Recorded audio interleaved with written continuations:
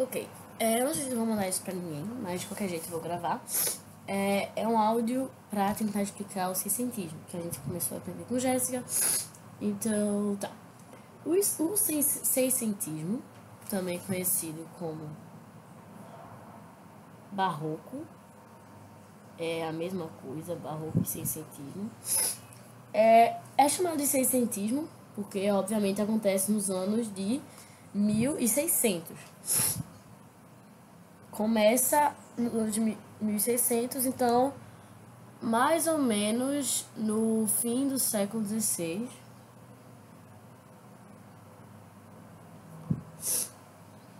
Que seria no fim dos anos 1500. E aí, no ano 1600 é quando começa, né? E segue pelo século XVII até o século XVIII, parece. O seiscentismo, ele foi um período da arte em geral que veio após o Renascimento. Então, é mais ou menos assim. Na época do trovadorismo, tinha lá as cantigas e tal. E aí, sendo que tudo era muito teocentrista. Naquela época, e na verdade durante toda essa história, essa parte da história da Europa, vai ter muita influência da religião cristã. Mas especialmente naquela época, toda a arte, ela não podia abordar certos assuntos, tinha que abordar outros com certo cuidado, apesar de nem todos seguirem isso, obviamente. Haviam artistas que burlavam as regras, mas basicamente não havia aquelas questões de tipo a natureza do homem e sobre o homem, porque o foco era Deus, não era o homem. Era um período teocêntrico. Depois veio o humanismo, que foi um período entre o trovadorismo e o renascimento, que foi o classicismo. E o humanismo, ele veio com aquela ideia de, como o nome diz, voltar o olhar dos artistas para o ser humano. Então, durante esse período, ocorreu a propagação de arte do tipo comportamental, nobres ensinando nobres como eles deviam se comportar. Teatro de Gil Vicente, que era bem crítico, que na época trovadoresca ainda tinha críticas, mas dessa vez eram críticas ainda mais pesadas e ainda mais diretas, e principalmente mais ofensivas contra a igreja, contra o clero, contra monges e etc., que eram corruptos. Então, durante esse período teve essa mudança de foco. E aí, durante o Renascimento, foi quando isso, assim, explodiu. Isso se tornou 1000 vezes mais forte. Que foi o classicismo que a gente viu, no qual a arte basicamente foca nas grandes navegações, quando diz respeito a Portugal, né, que é mais interessante para nós brasileiros estudar, com os Lusíadas de Camões, e várias obras. Voltaire começou a escrever, Da Vinci, como Michelangelo, Rafael, que são os pintores e escultores, que, enfim, a arte tornou-se mais ou menos um meio de estabelecer o fusionismo, que é uma mistura de cultura greco-romana, ou seja, deuses gregos e romanos, misturado com a cultura cristã, ou seja, o deus cristão. E não só deuses, mas tipo outros elementos da cultura, tipo elementos medievais e esculturas e tal, misturados. E também estabelecer críticas também, uma forma racional de ver o mundo, ao invés de uma forma só por crença, que já veio desde o humanismo e no Renascimento explodiu. Durante esse período do classicismo, ao mesmo tempo que acontecia o classicismo, acontecia o quinhentismo, que, como o nome diz, é dos anos 1500, que é a mesma coisa, sendo que aqui no Brasil. O que aconteceu aqui no Brasil, enquanto lá fora estava acontecendo o classicismo. Aqui no Brasil, começou a surgir a literatura de catequese e algumas cartas, literatura de informação, é como chamam, que tipo, são as cartas para Dom Pedro I e tal. Essas coisas. Literatura de catequese, por exemplo, com padres e tal, que escreviam para os indígenas e sobre os indígenas para Portugal. Enfim, esse tipo de literatura. Sendo que depois desse tempo, esse tempo em que, ó, o ser humano era muito valorizado e tudo mais e tal, ocorreu uma pequena coisa chamada Reforma Protestante. A Reforma Protestante, que ocorreu com Martinho Lutero,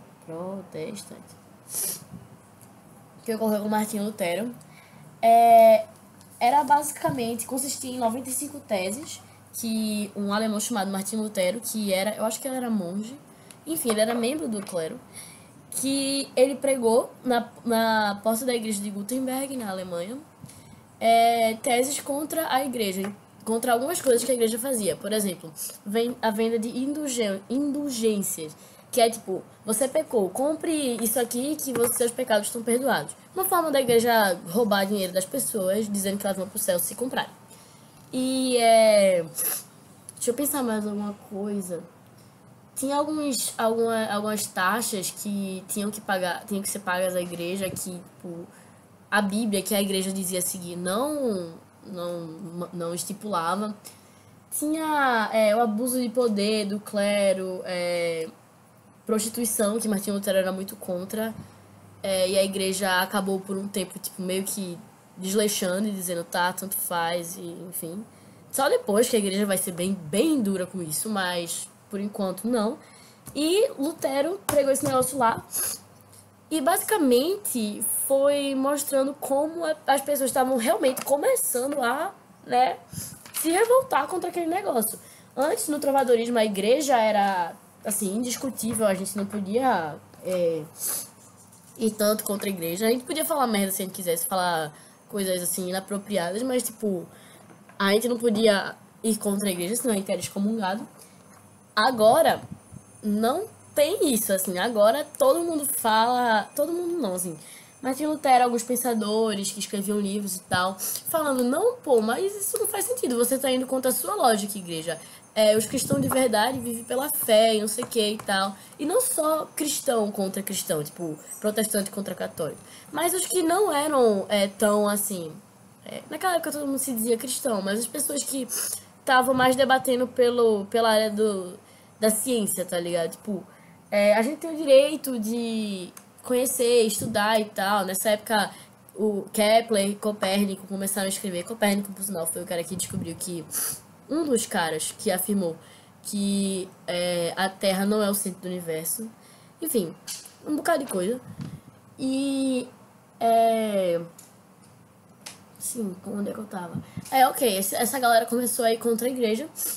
E a igreja não podia deixar barato e fez uma contra-reforma. Então a reforma é contra a igreja e a contra-reforma é contra a reforma.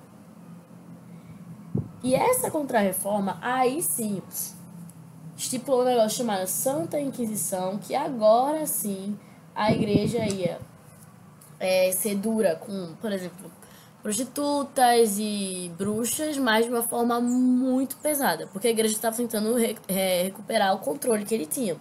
Então, assim, quem acreditasse nessas merdas ou era exilado, ou era morto, ou era torturado, enfim, altas coisas. A Contra-Reforma estipulou também o Index Librorum, eu não sei falar latim, prohibitorum,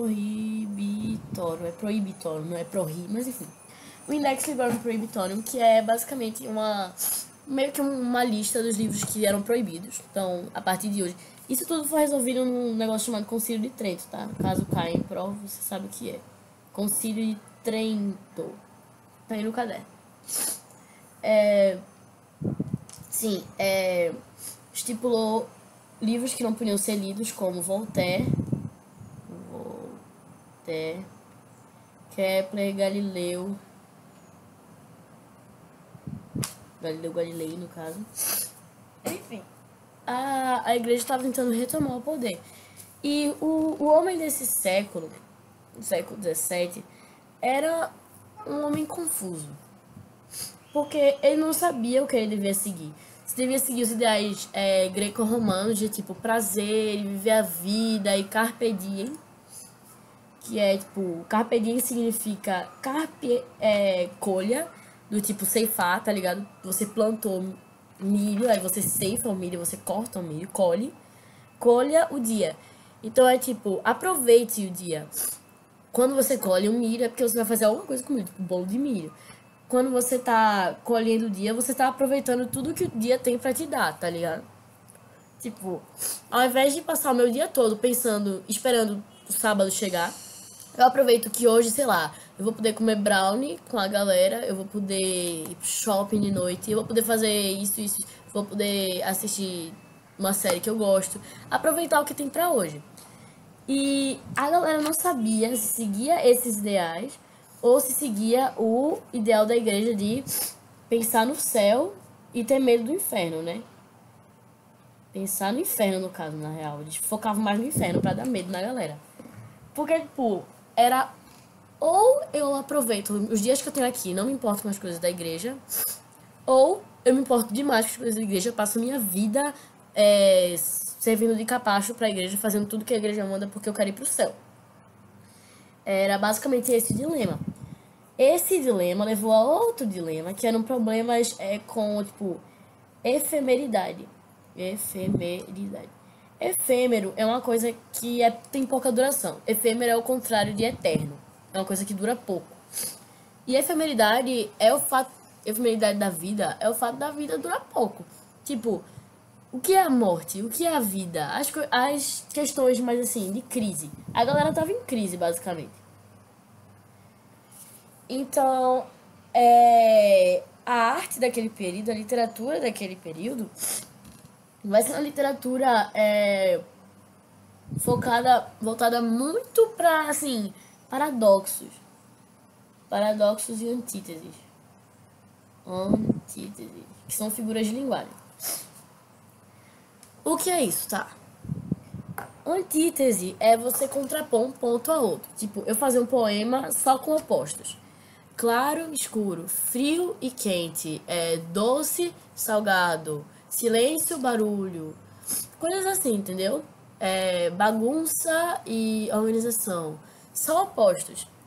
Claro que eles não faziam poemas só com isso, mas quando eles usavam isso, a gente dá o nome dessa figura de linguagem de antítese. Outra coisa são os paradoxos, coisas que, tipo, paradoxo é uma coisa que, assim, não faz sentido lógico, não tem sentido lógico, tipo, o cego viu. O cego viu uma coisa cair do 13º andar. Mas como é que o cego viu, velho? Tipo, ele é cego, ele não pode ver. Esse é um paradoxo. Que eles usavam muito dessa figura de linguagem nas poesias pra ilustrar como eles estavam, assim, desorganizados. A galera tava muito confusa, muito aturdida, é uma palavra chique. Mas muito confusa com o que eles deviam fazer, como eles deviam seguir. A igreja tá no meu pé querendo me matar, mas eu não acredito no que ela fala. E agora, o que eu faço? Ok.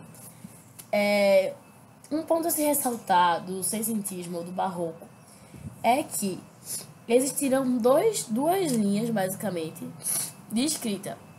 O cultismo, C-U-L-T-I-S-M-O, cultismo, ou, quer dizer, o conceptismo, tipo açaí concept, sendo que com ismo. O cultismo também é chamado gongorismo e o conceptismo também é chamado quevedismo, porque teve um cara chamado Gôngora, não sei quem de Gôngora, que meio que, entre aspas, criou o cultismo, mas eu não sei se ele deu um nome, eu acho que ele não deu nome pra isso, as pessoas que deram nome depois. E um cara chamado não sei quem, que é velho, que inspirou o conceptismo. O que é isso? O cultismo tem a ver com a forma que eu vou falar uma coisa. Como eu vou falar. Então, a galera que escrevia nessa linha se preocupava muito com a estética. Então, usava muito figuras de linguagem, como os paradoxos e antíteses que eu falei. Usava muito de hipérboles, que são tipo exageros. Hipérboles, paradoxos, antíteses. Especialmente em sonetos. A maioria das pessoas que escreviam poemas naquela época escreviam em sonetos, que são 2 quartetos, ou seja, 2 estrofes com 4 linhas. Assim, imagina, 4, 4, 3-3. 2 de 4 e 2 tercetos, que são 2 de 3. 2 estrofes de 3.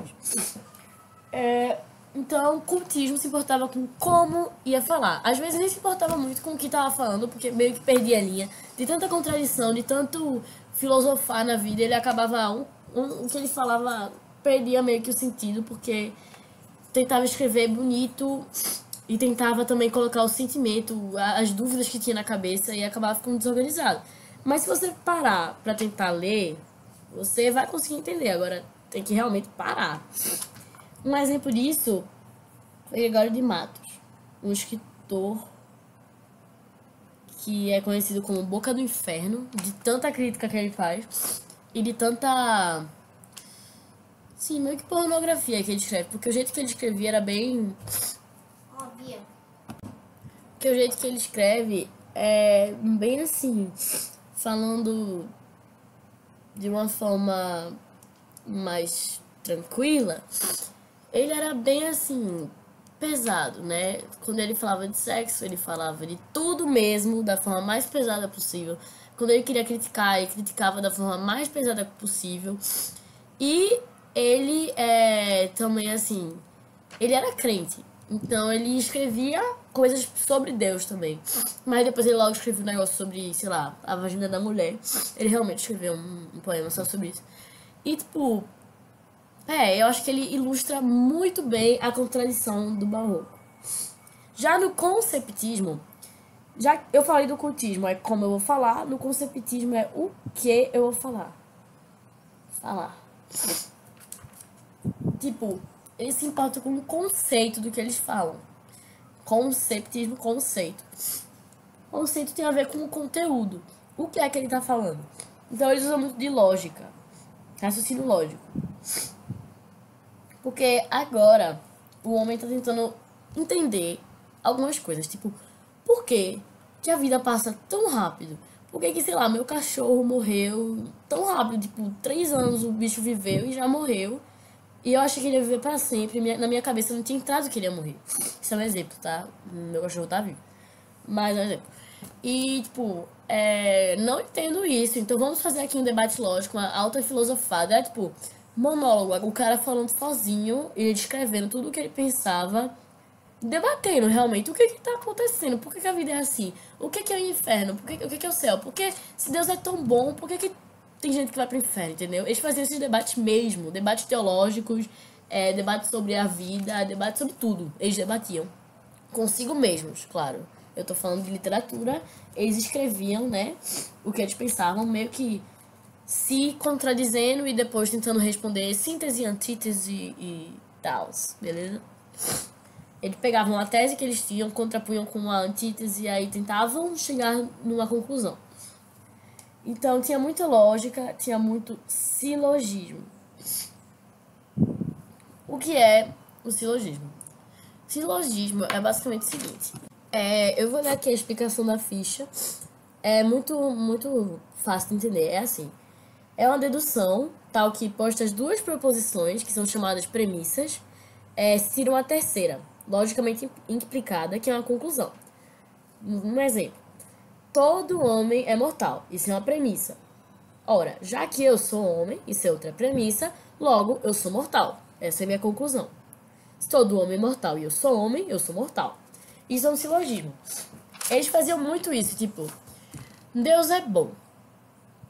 O bom não aceita o mal. Deus sabe de tudo. E tudo inclui o mal que existe na humanidade. Então, por que Deus deixa o mal acontecer se ele é bom?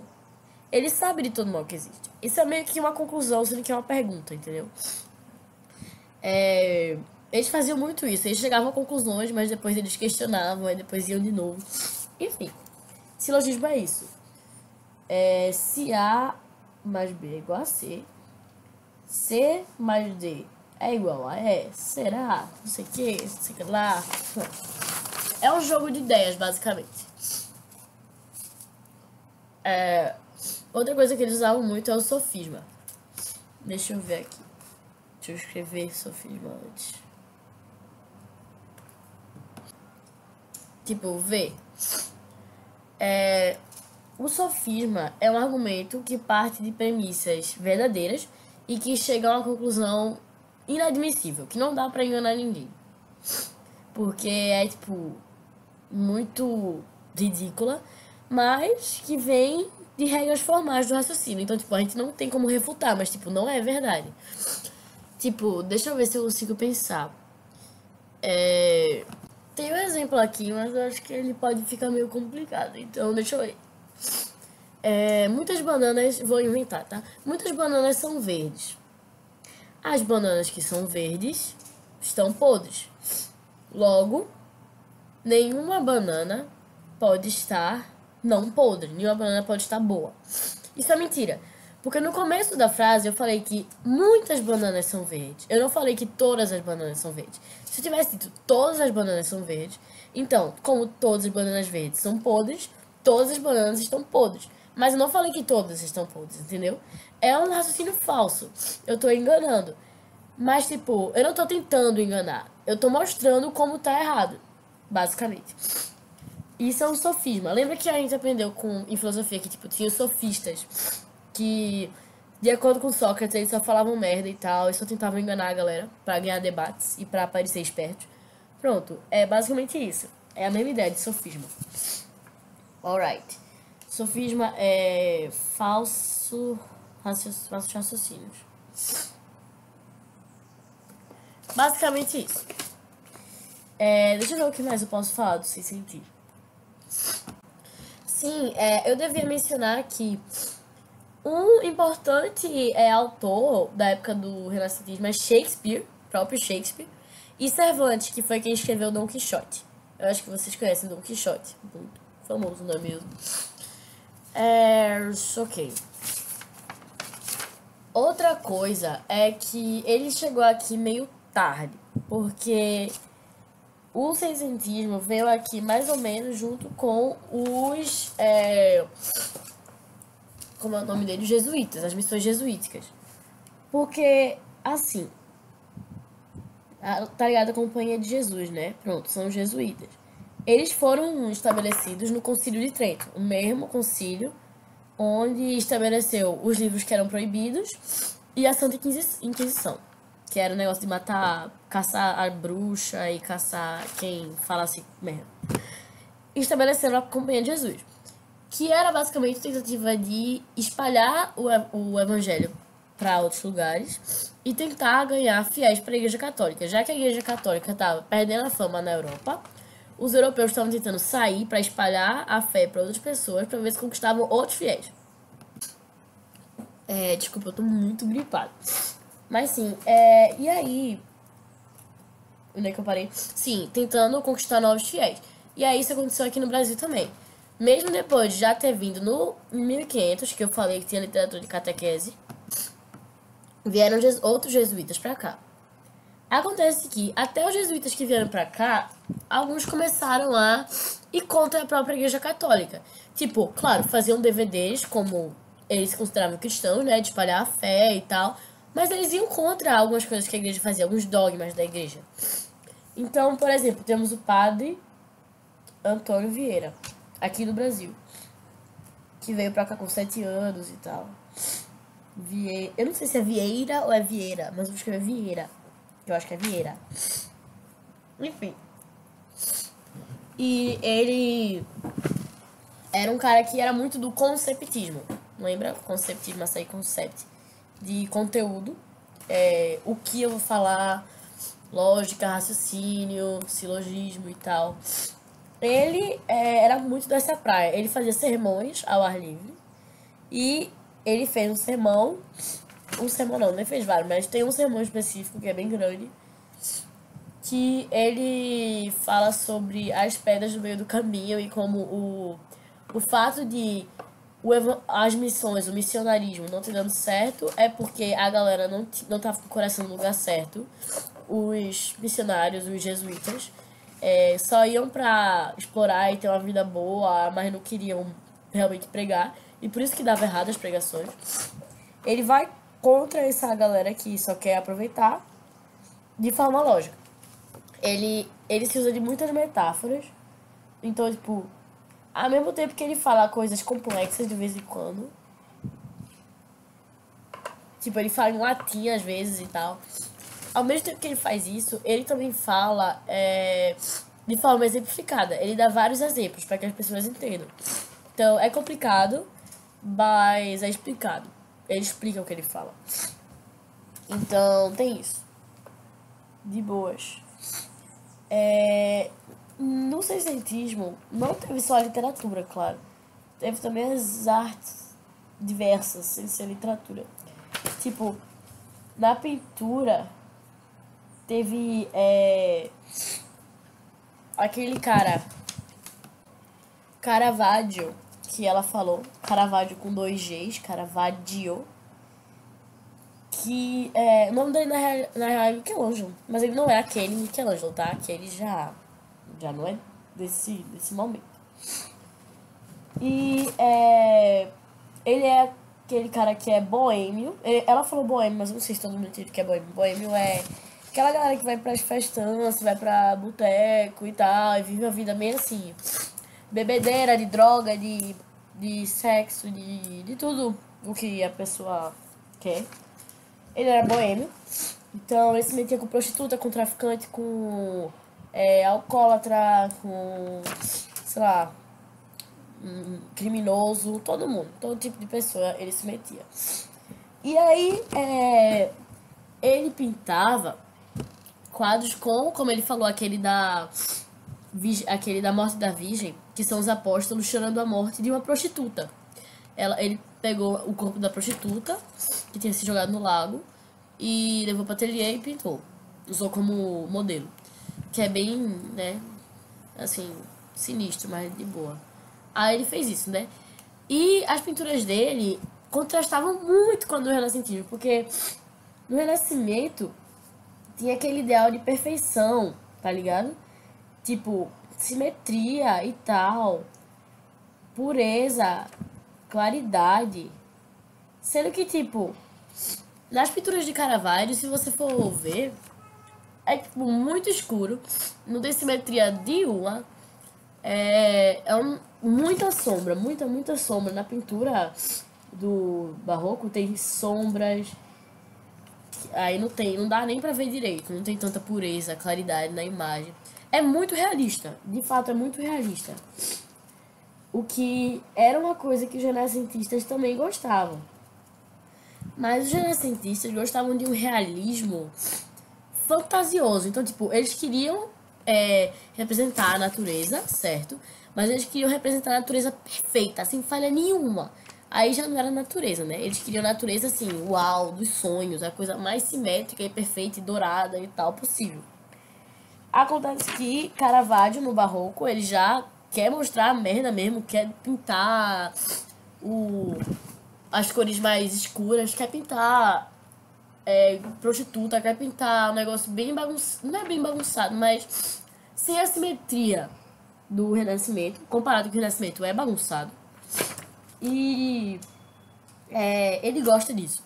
E é uma coisa muito, muito latente, ou seja, dá pra perceber bem muito no seu sentido. Que mais? Eu falei no teatro, a gente tem Shakespeare. Shakespeare, ele tem um... Vocês já ouviram, né? Claro, obviamente. Ser ou não ser. Que é a primeira frase de um monólogo, que ou seja, é só uma pessoa falando, de Hamlet, o personagem principal da peça Hamlet. E todo esse monólogo é uma discussão bem barroca, porque ele tá perguntando ser ou não ser, eis a questão. Eu não sei em português, mas tipo, ele segue lá o negócio. E ele se pergunta, véi, a gente devia se deixar levar pelos problemas da vida e se deixar abater e ficar, oh, coitado de mim, ou a gente devia ir contra isso. Morrer é bom, porque morrer é deixar o corpo descansar e tal. Enfim, ele só vai. Ele fala um bocado de coisa sobre morte e vida e matar, porque ele mata o tio dele, que matou o pai dele. Enfim, loucura, a peça é doida. Mas todas as peças de Shakespeare meio que retratam o que se passava na cabeça do homem daquela época. Porque é tipo Muita doideira, velho. A galera não sabe o que fazer realmente. Tá todo mundo confuso. Todo mundo quer tanto realismo quanto a perfeição. Então, tipo, Caravaggio puxou pra um lado, puxou pro realismo extremo, desenhava as pessoas, parecia que era de verdade, mas ele desenhava as pessoas em situações diferentes e de forma diferente, mais escuro. Desculpa, minha mãe me ligou, não sei onde eu parei. Sim, Shakespeare, loucura, a vida é dramática, tudo é drama. Ok, deixa eu pensar em mais uma arte. Sim, Aleijadinho. Escultura. Temos Aleijadinho. Que Aleijadinho, ele pintava cores mais escuras também. Até então, a escultura era tentando imitar a escultura romana e grega, da época do Renascimento, tentando imitar, né? Já agora, ele não sei se vocês já viram uma escultura de Aleijadinho. Vou até pesquisar para poder descrever bem direitinho. Tipo, tem um elemento grego, assim, pode-se dizer, porque as poses e as roupas, tipo, parecem túnicas gregas, mas o rosto é muito diferente. O rosto que ele desenha, ele esculpe, não parecem rostos gregos. Ele faz umas coisas e é um negócio mais escuro. As cores, ele pinta de cores escuras, cores amarronzadas, bem diferente, assim. Que ele puxa um pouco também das pinturas da Babilônia, do estilo, tipo, os personagens que ele esculpe tem cabelo, sei lá, peruca, que nem os da Babilônia e tal. Enfim, ele é um cara muito assim, diferente, né, quando ele esculpe. Assim como todos os artistas barrocos eram, né, comparados com os outros. Ele era bem diferente. Deixa eu ver se na ficha tem mais alguma informação que vale a pena. É basicamente isso. Aqui tem teocentrismo medieval, ou seja, da época do trovadorismo e tal, contra o antropocentrismo clássico, que é tentando resgatar o negócio greco-romano. Jogo de ideias, lógica. Desculpa. Gregório de Matos, Antônio Vieira. E ok, eu vou ler uma poesia que a gente leu na sala. E eu vou ler aqui. Assim, outra coisa muito importante, o ouro. Naquela época, nesse tempo do Barroco, Minas Gerais estava se desenvolvendo muito na questão de, tipo, ser uma mina, né? Você tá cheio de mina. Por isso que é Minas Gerais. E acabou que, né, tinha muito ouro para construir coisas. Então as esculturas passaram a ser de ouro, antes era tipo de mármore e outras pedras brancas e tal, para se inspirar das esculturas antigas. Enfim, muito ouro. Ok, continuando, vou ler a poesia aqui. Não é pra, tipo, analisar em detalhes tudo que tá escrito aqui, mas eu vou ler assim no geral pra você ver como é confuso. O todo sem a parte não é o todo, e a parte sem o todo não é parte. Mas se a parte faz todo, sendo parte, não se diga que é parte sendo todo. Em todo sacramento está Deus todo, e todo assiste inteiro em qualquer parte. E feito em parte, todo, em toda a parte, em qualquer parte, sempre fica todo. Pois é. Tá vendo que é opostos, parte todo, parte todo, parte todo. Isso é antítese, paradoxo. Se é parte, é todo, é parte todo, enfim. Coisas que às vezes ele se contradiz. E tentando lógica. Se não sei quem, não sei que, então não sei quem, não sei que. Se A mais B, se A, eu junto com B, dá C. Se tananã, tananã, e tananã, tananã, então tananã, tananã. Essa parada de silogismo. Então, basicamente isso. Nomes importantes. Gregório de Matos, Caravaggio, com 2 Gs, e Padre Antônio Vieira. Elementos históricos importantes. Contra a reforma protestante, contra a reforma, ouro de Minas Gerais, sei lá se vai ser importante. Tópicos importantes. Efemeridade da vida, ou seja, a vida não é eterna. Carpe diem, sei lá, céu e inferno. E cultismo versus conceptismo. Se alguém tiver alguma dúvida, eu ainda falo. E é isso.